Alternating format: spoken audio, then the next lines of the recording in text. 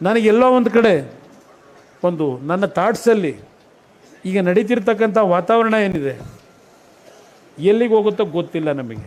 ಅವ್ರಿಗೇನು ಕನಿಷ್ಠ ರಾಜ್ಯದ ಜನತೆಯ ಸಮಸ್ಯೆಗಳ ಬಗ್ಗೆ ಚಿಂತನೆ ಇಲ್ಲ. ಅವರಿಗೆ ನಡೀತಾ ಇದೆ.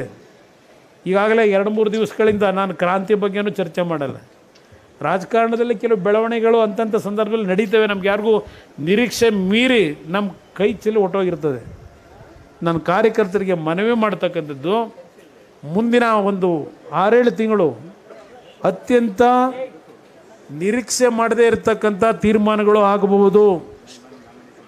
ನಾವು ಯಾರೋ ರಾಜಕೀಯದ ತೀರ್ಮಾನಗಳು ಹೀಗೆ ಆಗಬಹುದು ಅನ್ನೋದನ್ನು ಯಾವ ಪಕ್ಷದ ರಾಜಕಾರಣಿಗಳು ತೀರ್ಮಾನ ಮಾಡಲಿಕ್ಕೆ ಆಗೋದಿಲ್ಲ, ಊಹೆ ಮಾಡಲಿಕ್ಕೆ ಸಾಧ್ಯ ಇಲ್ಲ. ಆ ರೀತಿಯ ಬೆಳವಣಿಗೆ ಆಗ್ತಕ್ಕಂಥದ್ದಿದೆ.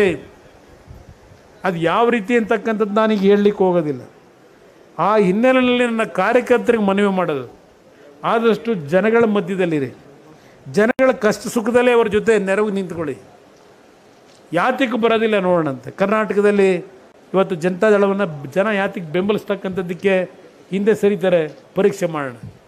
ಯಾಕೆಂದ್ರೆ ನನ್ನ ಮೇಲೊಂದು ಅಪಾದನೆ ಇದೆ, ಕುಮಾರಣ್ಣ ಹೋದ ಕಡೆ ಎಲ್ಲ ಜನ ಜಾತ್ರೆ ಸೇರ್ತಾರೆ, ಆದರೆ ಓಟಾಗಿ ಪರಿವರ್ತನೆ ಆಗ್ತಿಲ್ಲ ಅಂತ. ಆ ಪರಿವರ್ತನೆಯನ್ನು ಮಾಡ್ತಕ್ಕಂಥ ದೃಷ್ಟಿಯಿಂದ ಇವತ್ತು ಜನತೆಗೆ ಆಗಿರ್ತಕ್ಕಂಥ ಸಂಕಷ್ಟಗಳೇನಿದೆ, ಇವತ್ತು ಈ 58,000 ಕೋಟಿ ಇದೆಯಲ್ಲ, ಇವರೇನೋ ಕೊಡ್ತೀವಿ 52,000 ಕೋಟಿ ಗ್ಯಾರಂಟಿ. ನಾನೇ ಇವತ್ತು ಅವ್ರ ಜಾಗದಲ್ಲಿ ಇದ್ದಿದ್ರೆ 52,000 ಕೋಟಿ ಅಲ್ಲ 75,000 ಕೋಟಿ ಕೊಡೋಕ್ಕೆ ತಯಾರಾಗಿದೆ. ಜನತೆಗೆ ಹೇಳಿ, ಹಾಗಂತೇಳಿ ಸಾಲ ಮಾಡಿ ಕೊಡ್ತಕ್ಕಂಥ ಅವಶ್ಯಕತೆ ಇಲ್ಲ. ಈ ರಾಜ್ಯದಲ್ಲಿ ಸಂಪತ್ತಿದೆ, ಆ ಸಂಪತ್ತು ಸರಿಯಾಗಿ ವಿನಿಯೋಗ ಆಗಬೇಕು.